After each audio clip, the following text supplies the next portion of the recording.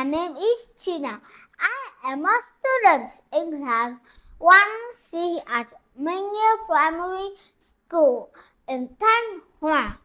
Now I have a question for you. What happens when we mix colors? So, today I will find the answer with you in the story called Mixing Colors. In the story, a boy can make new colors by mixing colors. He does many fun activities with colors.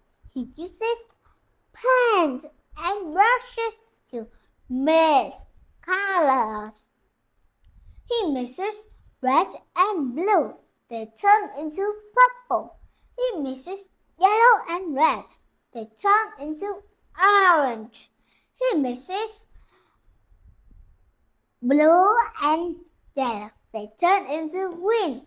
He mixes green and purple. They turn into brown. My favorite color is orange because it is bright and fun. To make orange, I can mix yellow and red. I have an orange t-shirt, an orange hat, and I love drinking orange juice. It is yummy. I like mixing colors just like the boy in this story because it is a very fun activity in my free time. Thank you for listening to my presentation.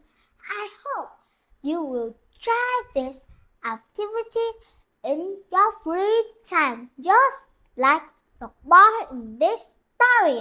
And goodbye, see you next time.